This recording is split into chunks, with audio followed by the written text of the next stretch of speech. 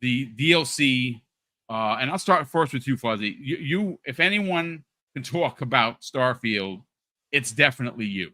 The new DLC looks like it's going to be something special. Now, we've heard a lot of things about it. It's coming this year. That's been confirmed. If I'm a guessing kind of a guy, I would think that the 1 year anniversary makes sense. But the one thing that I noticed with a lot of people who liked Starfield but didn't love Starfield was because it was very, very open game. Lots of places that you had to go to. A lot of planet jumping. To be honest with you, one of the complaints I did see, and I think you guys can agree, and the chat can agree, is the fact that it might have been overwhelming for people. I mean, it's an RPG. You are going here, there, and everywhere. There are a lot of systems. There are a lot of customization there. And now with the mods, forget about it. I'm overwhelmed with it myself.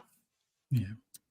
Shattered Space. Now, again, I pulled a tweet from Clobriel, who I absolutely adore. Another fantastic community member that consistently puts out not only great artwork that he creates, with his graphs and his graphics, but he puts out phenomenal information.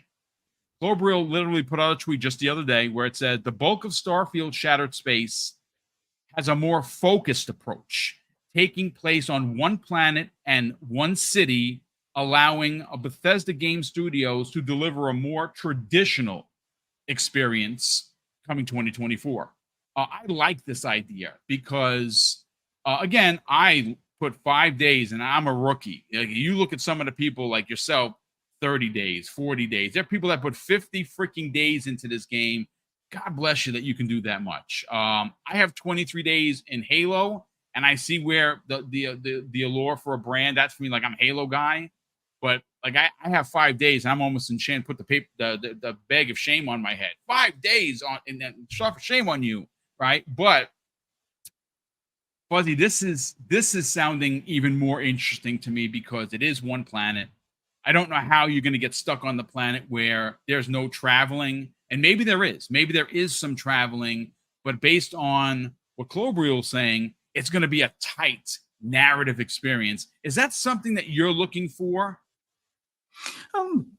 It would be a nice addition to the way the story is laid out. Like I think the big thing is, since this is going to be House of Arun, I think, or at least centered around that, I think it'll be a nice way to give more of a background, more lore to that whole, I guess you could say faction. But having it on one planet, focus around one city, I think that's fine. Probably looking at like 10 to 20 hours worth of content just in that one space.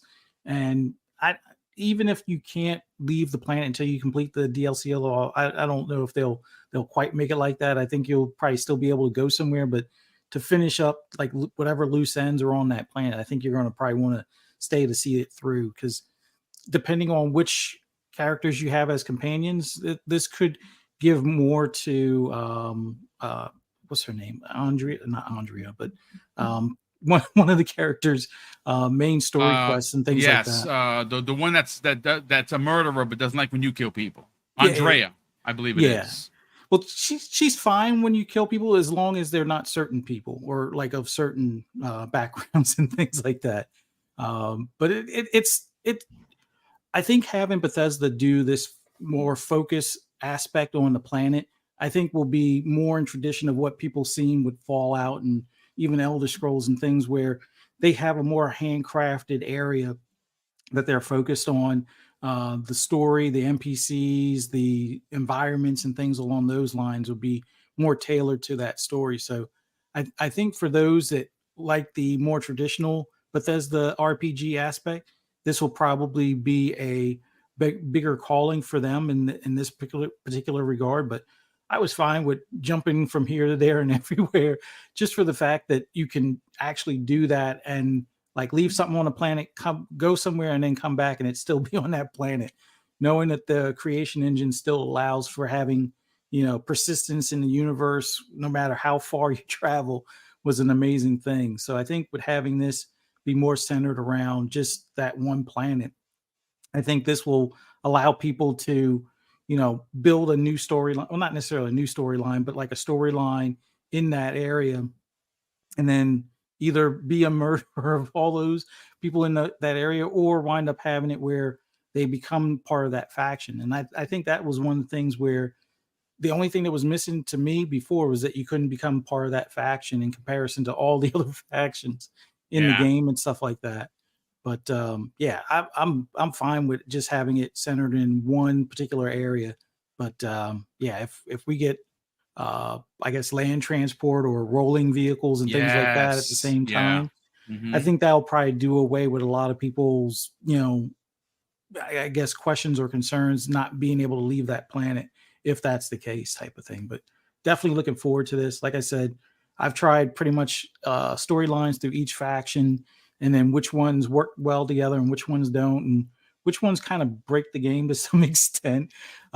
Joining certain ones where the storyline changes completely if you're part of, like, let's say Crimson Guard versus um, I guess it was the UC, which is like the world police and military kind of thing, Yeah. or even the marshals for that matter. It just gives you a whole different outlook or outcome no matter where you land, type of deal. So I'm looking forward to this no matter what. But if it's at the 1 year anniversary, so be it.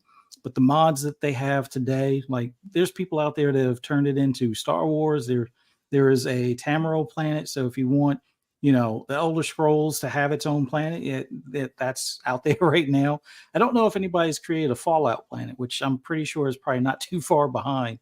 But Yeah. yeah, the way this game is, I said it before early on, even before the public mod thing was available, or the official mod thing was available, that this is going to be a more in the 10-year game. Like 10 years from now, people will be playing this game, and it may look quite a bit different than it does now. But yeah, I'm looking forward to this DLC, this and subsequent DLCs afterwards, because Todd said that we'll probably have that they'll be focusing on doing continuous content for this game. So if we get a new DLC every year or every other year or whatever the case may be, yeah, I'm all for it. Let's get your hot take on the new DLC and the new information that we have the way of Clovereel on Twitter. I mean, I think for me to really get into Starfield, I need something like this to at least look forward to, maybe just push to that point. I at this point, after going back into Fallout, after the Fallout TV show and everything else, I'm still overwhelmed with that game because there's so many elements that are involved, building your bases, making sure that, everybody's all good, and all these other things that take you off the story. And I feel like maybe, some feedback, because, Bethesda's pretty good at saying, hey, maybe we need something here that, really hits the way a little bit old school in a way, you know what I mean? And to have it be a single planet and, that base, whatever, that's probably going to be like the end all or the beginning or whatever it may be, that floats above that planet. It's going to be interesting, and I need like some intrigue that's kind of a little bit more linear. Like that's where, like, when Obsidian's like, Avowed is not this crazy all over the place. Like I work so much. Like this is my first day off in since Weeks. last week, what I mean? Like, Yeah. and if I do have a day off, I got something else going on. I gotta, like at 1:00, I got somebody looking at my gutters, you know what I mean? So it doesn't stop for Real me, life you know stuff, what I mean? brother. So I'm just saying, like, for me, these games, I used to like be like the 12 days, but now I'm like, okay, like I have almost 70 days in Gears 5, but that's because I can pick it up, jump in, play the game, And go. play multiplayer, and then move on if I got something else going on. You know what I mean? So, and it's not like I'm missing anything. And for the people that love Starfield, I'm not taking anything away. I'm just saying, like, I get overwhelmed. And when I started playing the game, and I'm just like, okay, I want to go see what Earth looks like. And then I'm like, okay, but there's nothing here. So now I'm not like getting any progression. I'm moving like a snail. So I think the vehicles thing would be a big impactful thing for me, to be honest with you.